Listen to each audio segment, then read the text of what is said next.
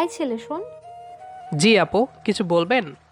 এই, আমি তোমার সাথে সেম ক্লাসেই পড়ি, তাহলে আপু কিভাবে হলাম? আমার কাছে সব সমবয়সী ছোট বা কয়েক বছরের বড় মেয়েরাই আপু।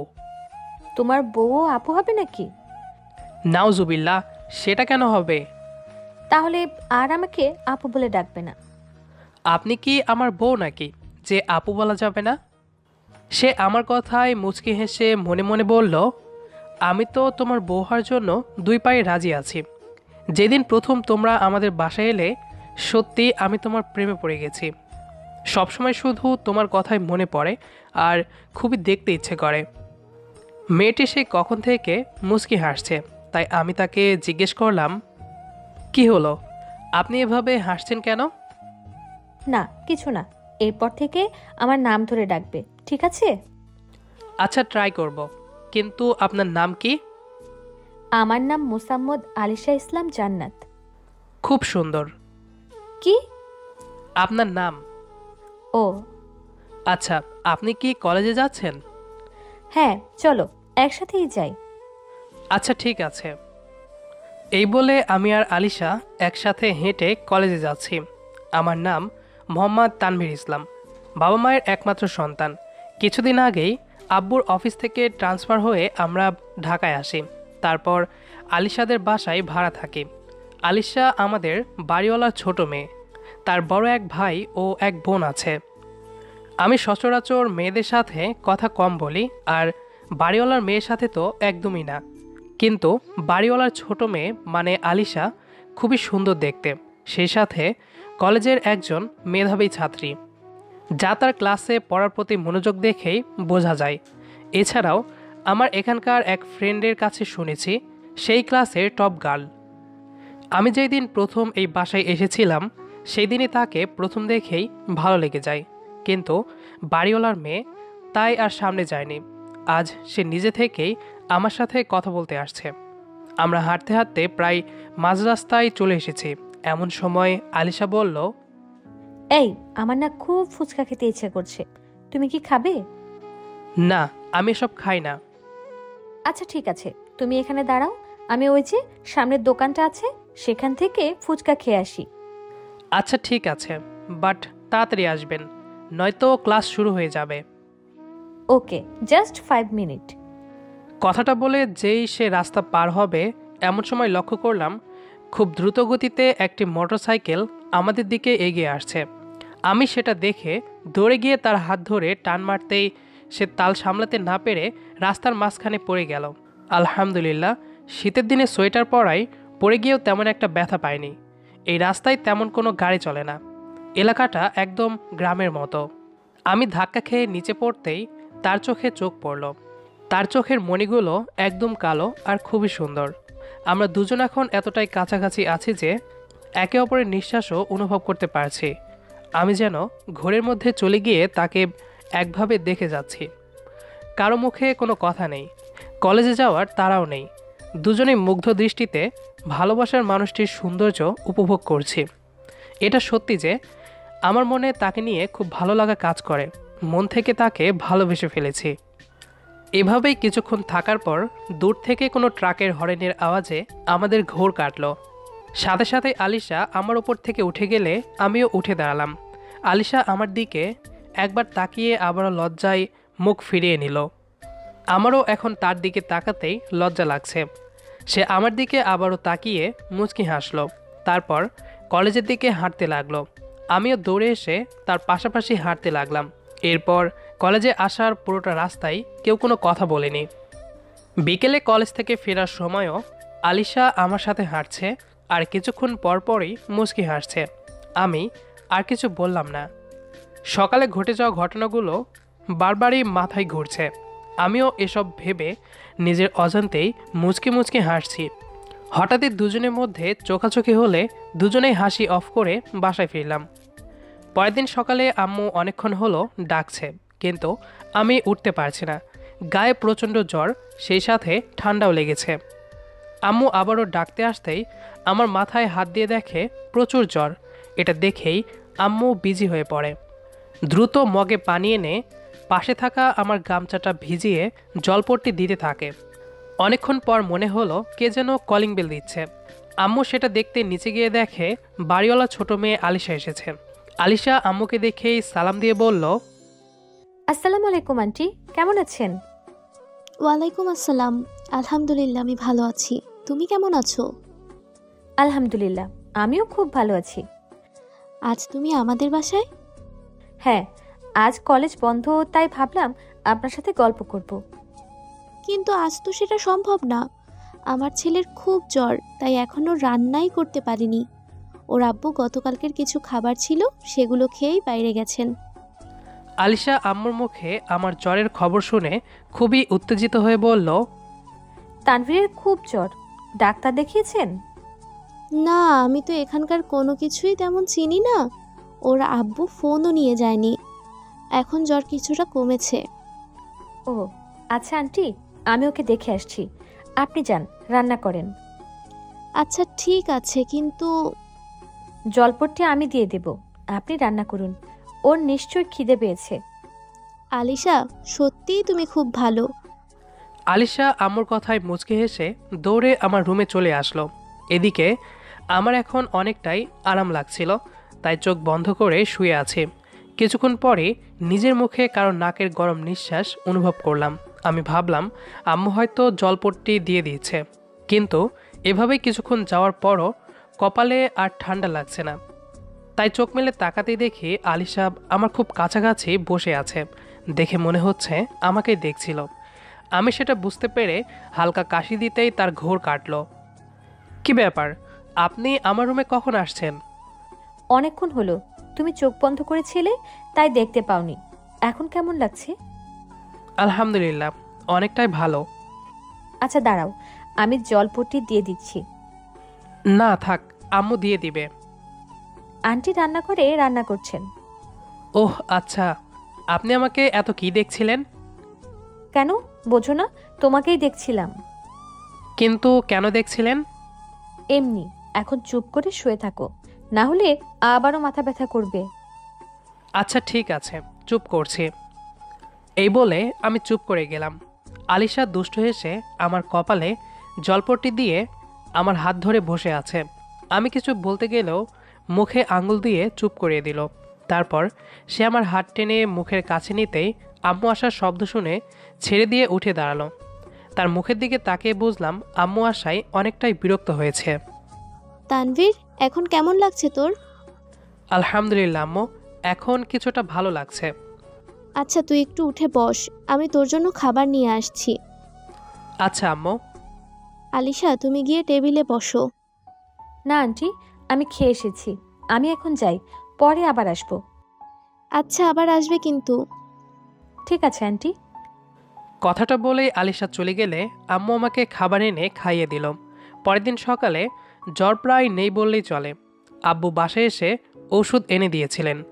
তাই কলেজে যাওয়ার জন্য রেডি হয়ে নিচে আসতে দেখি আলিশা আমাদের বাসার সামনে দাঁড়িয়ে আছে। আরে আপনি এখানে? হ্যাঁ, কলেজে যাচ্ছিলাম, তাই ভাবলাম তোমাকে দেখে যাব। ও আচ্ছা, চলুন যাওয়া যাক। হ্যাঁ চলো। আলিশা আর আমি ওই দিনের মতোই পাশাপাশি হেঁটে কলেজে যাচ্ছি। এমন সময় আলিশা এসে আমার হাত ধরলে আমি তার দিকে ভ্রু কুঁচকে তাকালাম। কি হলো, এভাবে তাকাচ্ছ কেন? আপনি আমার হাত ধরেছেন তাই। আমি তোমার হাত ধরলে তোমার কোনো প্রবলেম আছে? আপনি একজন মেয়ে হয়ে আমার হাত কেন ধরছেন? কেন, তুমি জানো না কেন ধরেছি? আমার তোমাকে খুব খুব ভালো লাগে। কি বলছেন? আমরা আপনাদের বাসায় ভাড়া থাকি। সেটা তো তোমার আব্বুর চাকরির জন্য। আমি জানি জামালপুরে তোমাদের বড় বাড়ি আছে, আর না থাকলেও আমি তোমার সাথে যেখানে খুশি থাকতে পারবো। বাট আমি তোমাকে ভালোবাসি, প্লিজ না করো না। আলিশা তার দুই হাত দিয়ে আমার হাত চেপে ধরে কথাগুলো বলল। আমিও তাকে পছন্দ করি, বাট সেটা ভালো দেখায় না। যাদের বাসায় ভাড়া থাকি তার মেয়ের সাথেই প্রেম। কি হলো, কিছু বলো। সরি, আমি এটা পারবো না। কেন পারবে না? আমার ইচ্ছে করে না, তাই প্লিজ আপনি আর আমার কাছাকাছি আসবেন না। আমার মেয়েদের সাথে থাকতে মোটেও ভালো লাগে না। এই বলে আমি তার হাত ছাড়িয়ে হাঁটার স্পিড বাড়িয়ে দিলাম। খুব খারাপ লাগছে এভাবে প্রিয় মানুষটিকে কষ্ট দিতে, কিন্তু আমি এটা কিভাবে করব? বাড়িওয়ালা আঙ্কেল আমাকে নিজের ছেলের মতো ভালোবাসেন। আঙ্কেল এসব জানলে খুব কষ্ট পাবেন। আমি দ্রুত কলেজে এসে ক্যাম্পাসের এক পাশে গিয়ে বসলাম। কিছুক্ষণ পরে বন্ধুরা এসে আমাকে নিয়ে টানা হেঁচড়া শুরু করে দিল। এমনিতেই মন মেজাজ ভালো নেই, এক ধমকে সব শালাকে চুপ করে দিলাম। ওরা কিছুক্ষণ নীরব থেকে আরিয়ান বলল, কি হয়েছে বলতো? তুই আজ এমন করছিস কেন? আমরা তো প্রায় দিনই তোর সাথে এমন করি। শোন, আজকে আমার মন ভালো নেই, প্লিজ তোরা একটু চুপ থাক। ওকে, চুপ থাকছি। তার আগে কি হয়েছে বল, সেটা না জানলে যে আমি চুপ থাকতে পারবো না। ওকে বলছি, আমাদের বাড়িওয়ালা ছোট মেয়ে নাকি আমাকে পছন্দ করে। কি বলছিস মামা? চালিয়ে যা। চুপ করবি, না হলে বলবো না। ওকে বল।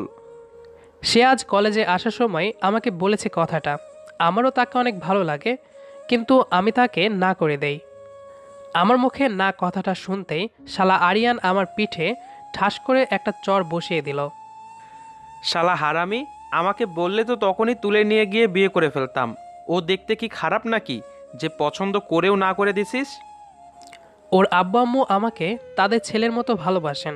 শুধু তাই নয়, সে বাড়িতে আরও যারা আছেন তাদের সবার মধ্যে আমাকেই সবচেয়ে বেশি বিশ্বাস করেন। তাহলে তো ভালোই। গিয়ে বল তার ছোট মেয়েকে তোর খুব পছন্দ। ধুর হারামি, এটা বললে ওনারা আমাকে কি ভাববেন? কেন জানিস না? মেয়ের জামাই ভাববেন। ছাড় এসব, চল ক্লাসে যাই। হ্যাঁ চল। এই বলে আমরা ক্লাসের দিকে যাচ্ছিলাম। এমন সময় আলিশার বড় ভাই সিজান এসে আমার শার্ট টেনে ধরে যা করলো। সিজান ভাইয়া আমাকে লাথি মেরে ক্যাম্পাসের মাটিতে ফেলে দিল। তখনই আমার বন্ধুরা ভাইয়াকে আটকাতে আসলে আরও কিছু সিনিয়র ভাই ওদের আটকে রাখল। ভাইয়াকে আমি কিছু বলতে যাব তার আগেই সে আমার নাক বরাবর ঘুষি মেরে আবারও পেটে লাথি মারল। আমি মাটিতে পড়েই জ্ঞান হারিয়ে ফেললাম। আমার ছোট থেকে একটি রোগ ছিল নাক দিয়ে রক্ত পড়ার, আর যদি কখনো আঘাত লাগতো তাহলে আমাকে হসপিটালে নিতে হতো। আমি বেহুশ হতেই ভাইয়া নিজেই আমাকে তুলে হসপিটালে নিয়ে এসে ভর্তি করে দিলেন। ভাইয়ার এমন আচরণে সবাই অনেক অবাক হয়েছে। পরের দিন সকালে আমার জ্ঞান ফিরতেই চোখের সামনে আলিশাকে আবিষ্কার করলাম। তার হাতে ও মাথায় ব্যান্ডেজ করা, চোখ দিয়ে অশ্রুকণা টপ টপ করে পড়ছে। তার এমন শুকনো মুখ দেখে আমার খুব মায়া হচ্ছে, কিন্তু তার এই অবস্থা কেমন করে হলো? আমি যেই তাকে কিছু বলতে যাব এমন সময় আম্মু কোথায় থেকে যেন দৌড়ে এসে আমার গালে থাপ্পড় মারতে আসলে আলিশা আম্মুকে বাধা দেয়। তারপর আম্মুকে বলে আমার সাথে তার কিছু কথা আছে। আম্মু আলিশার কথা শুনে আমার দিকে রাগী চোখে তাকিয়ে কেবিনের বাইরে চলে গেল। আমি তখনই আলিশার গালে হাত দিয়ে বললাম, কি হয়েছে আপনার? হাতে ও মাথায় ব্যান্ডেজ কেন? তুমি সেদিনই আমাকে ফেলে চলে আসার পর আমি কাঁদতে কাঁদতে আনমনে হাঁটছিলাম। হঠাৎ একটি ট্রাক এসে আমার কানের কাছে হর্ন বাজায়। আমি ভয় পেয়ে সরে আসার আগেই ট্রাকটি আমার মাথায় হালকা করে ছুঁয়ে যায়। তখনই আমি ধাক্কা লেগে পড়ে গেলে হাত অনেকটা কেটে যায়। তারপর ভাইয়া কলেজে আসার সময় আমাকে পড়ে থাকতে দেখে হাসপাতালে নিয়ে আসে। আমি সেই সময় বারবার শুধু তোমার নামই নিচ্ছিলাম, তাই ভাইয়া ভেবেছে তুমিই আমাকে মেরেছো। তারপর আলিশা আর কিছু বলার আগেই আমি তাকে চুপ করিয়ে তার চোখের পানিটুকু মুছে নিলাম। তারপর এটা ভেবে খুশি হলাম আমার জন্যই আলিশার এমন অবস্থা হয়েছে। তাই ভাইয়া আমাকে মেরে একদম ঠিক কাজটিই করেছে। আমি এসব ভেবে মনের সব কষ্ট ঝেড়ে ফেলে দিয়ে আলিশার হাত ধরে বললাম, I am very sorry Alisha, আমার জন্যই তোমার এই অ্যাক্সিডেন্ট হয়েছে। সত্যি বলবো, আমিও তোমাকে খুব ভালোবাসি, কিন্তু তোমার পরিবার এই সম্পর্কটা মেনে নেবেন না বলেই আমি তোমাকে না করে দিই। তুমি তো জানো তোমার আব্বু আম্মু আমাকে কতটা ভরসা করেন। চুপ করো তুমি। আমাকে একবারও কি বলেছো আমার পরিবারের জন্য এটা করেছো? আমি যদি জানতাম তাহলে আমার পক্ষ থেকেই তোমাদের বাসায় বিয়ের প্রস্তাব পাঠাতাম। তখন বুঝতে আমার আব্বু আম্মু তোমাকে তাদের জামা হিসেবে মেনে নিবে কিনা। তুমি খুব খারাপ, খুব খুব খারাপ। এই বলে আলিশা খুব কান্না করছে। কিছুক্ষণ পর আবারও বলল, আব্বু, কিছুদিন আগেই আম্মুর সাথে আমার বিয়ের বিষয়ে কথা বলছিলেন, তাই আমি শোনার জন্য আড়ি পাতি। তখন আব্বু আম্মুকে তোমার কথাই বলছিলেন। এই নিয়ে তোমার আব্বুর সাথে কথাও হয়েছে আব্বুর। আমি আলিশার কথাগুলো শুনে যেন পাহাড় থেকে পড়লাম। কি বলছো? আঙ্কেল তোমার জন্য আমাকে পছন্দ করে রেখেছিলেন? হ্যাঁ, তাই আমি ওদিন সকালে তোমার সাথে কথা বলতে এসেছিলাম, কিন্তু তুমি। এই বলে সে আবারও কান্না করছে। আমি এবার কিছুটা ঝুঁকে তার কপালে চুমু এঁকে দিয়ে বললাম, সরি জান, আর এমন হবে না। বিয়ের পর তুমি যা বলবে তাই। এবার একটু হাসো। এই, তুমি কি আমার সাথে ফান করছো? হ্যাঁ, বউয়ের সাথে একটু আধটু ফান না করলে হয় নাকি? তানভীর, হ্যাঁ বলো বউ। আবারও বউ বলছো? আলিশা, তুমি সত্যিই আমার ছেলের বউ। আম্মু রুমে ঢুকতে ঢুকতে কথাটা বলতে আলিশা আম্মুর দিকে তাকিয়ে বলল, কি বলেছেন আন্টি? আপনি ওর সাথে মজা করছেন? না মামুনি, তুমি হয়তো জানো না, তোমার আব্বু তানভীরের আব্বুর ছোটবেলার বন্ধু ছিলেন। তোমাদের যখন 4 বছর বয়স তখনই তানভীর আর তোমার বিয়ে হয়েছিল। তার 2 বছর পর তোমরা ঢাকায় চলে আসো। তানভীরও এই কথা জানতো যে তুমিই ওর বউ। তাহলে তানভীর বা আপনারা কেউই আমাকে এই বিষয়ে কিছু বলেননি কেন? সেটা তুমি ওর থেকেই জেনে নাও। আমি যাচ্ছি, তোমাদের বাসায় নেওয়ার ব্যবস্থা করছি। এই বলে আম্মু চলে যেতে আলিশা আমার কলার ধরে বলল, এই, তুমি আমাকে বলনি কেন তুমি আমার ছোটবেলার জামাই? ইচ্ছে হয়নি তাই। কেন এমন করেছো বলো? দেখছিলাম আমার বউটা কিভাবে নতুন করে তার জামাইয়ের পেছনে ঘুরে। কি শয়তান! নিজের বউকে কেউ এভাবে পেছনে ঘোরায়? কেউ নয়, আমি ঘোরাই। তুমি এত নিষ্ঠুর কেন? বউয়ের সাথে প্রেম করার জন্য। কথাটা বলে আলিশার ঠোঁটে ঠোঁট মিলিয়ে দিলাম। হ্যাঁ, আমি জানতাম আলিশা আমার বউ, তবুও চাইছিলাম তার সাথে প্রেম করতে। বাট একটু মজা করতে গিয়ে দুজনেই এখন হাসপাতালে। তাই আর বিষয়টা গোপন না রেখে প্রকাশ করে দিলাম, যদিও সেটা খুব শীতের জন্য। এখন আমি আর আলিশা একসাথেই থাকি। সে আমার বউ এটা জানতে পারার পর থেকেই আর ওদের বাসায় যায়নি। খুব ভালোই চলছে আমাদের ছোট্ট সংসার, আর শীতেও কষ্ট পেতে হচ্ছে না। সবাই ভালো থাকবেন। এখন আমি বউকে জড়িয়ে ধরে ঘুমাই। আল্লাহ হাফেজ। গল্পটি কেমন লেগেছে সেটি অবশ্যই কমেন্ট করে জানাবেন। দেখা হবে আবারও নতুন কোনো গল্প নিয়ে। সেই পর্যন্ত আমাদের সাথেই থাকুন। ধন্যবাদ সবাইকে।